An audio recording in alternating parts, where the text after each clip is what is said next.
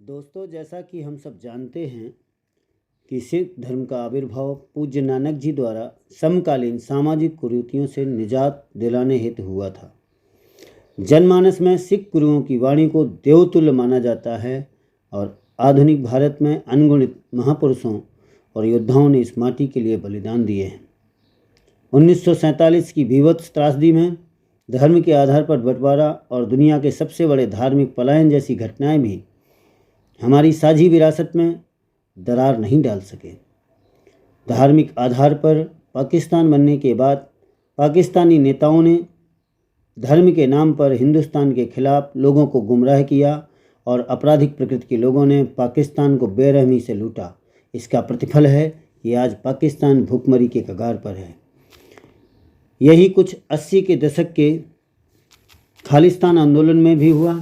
कुछ दिग्भ्रमित लोगों ने एक अलग खालिस्तान राज्य की मांग से जनता को संबोधित किया, परंतु जनमानस को कुछ ही समय में समझ आ गया कि ये कथित धर्म के मसीहा बंदूकों का सहारा धार्मिक वजहों से नहीं बल्कि निजी स्वार्थ को पूरा करने के लिए कर रहे हैं।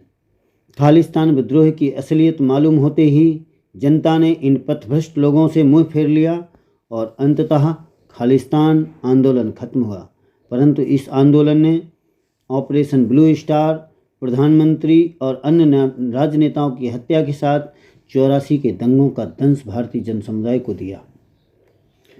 हमारे सहिष्णु समाज ने आंदोलन की कड़वी यादों को भुला दिया, यहाँ तक कि प्रधानमंत्री और राष्ट्रपति जैसे पदों पर समुदाय की पहुंच में कोई अवरोध नहीं किया।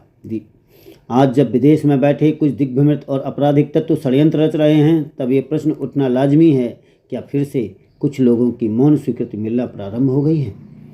इस सबसे दुख की बात यह है कि ये लोग भारतीय ध्वज, विभिन्न संस्थाओं का अपमान करते हैं, जिसका ना तो वहाँ की सरकारें और ना ही आम जनता मुखर विरोध कर पा रही है, जबकि इस बात के स्पष्ट प्रमाण हैं कि खालिस्तान मांग रखने वाले सिरफिरे लोग अपराध की दुनिया में भी पैर पसार रहे हैं।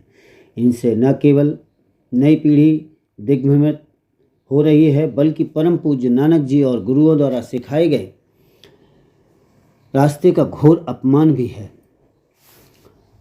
और हम फिर भी मौन हैं। किसी देश का नेतृत्व राजनीति चमकाने के लिए किसी विशेष समुदाय या कौम का इस्तेमाल करे तो सबसे बड़ा प्रश्न चिन्ह उन सारे युवाओं पर लगता है जो गुरु गोविंद सिंह, सरदार भगत सिंह और ऊधम सिंह की विरासत का फक्र करते हैं। क्यों नहीं हम सब उन सब ताकतों के खिलाफ खड़े होते हैं जो अपनी राजनीति चमकाने के लिए हमारे देश के राष्ट्रध्वज और देश की विभिन्न संस्थाओं पर हमले को सह दे रहे हैं। यदि यही किसी मंदिर, मस्जिद या गुरुद्वारे पर कोई घटना होती, तब न जाने कितने ही संगठन विरोध प्रदर्शन करते दिख जाते। पर आज जब देश के संविधान, उसकी आत्मा पर हमला हो रहा है, तो देश का युवा मौन कैसे है? क्या हमारी जिम्मेदारी नहीं है इस राजनीतिक विचारधारा का विरोध करें, जिससे उन सिरफिरे लोगों और हमारे दुश्मन देशों का भ्रम टूट जाए जो इस देश में 1947 जैसी विभीषिका पुनः दोहराने का ख्वाब देखते हैं। आओ 17 दिसंबर को इस देश पर प्रहार करने वालों का भ्रम तोड़ दें और हम एक साथ इस बात की प्रतिज्ञा लें कि कोई भी हमारे किसी भी धर्म और जाति पर उकसावे में नहीं आएंगे।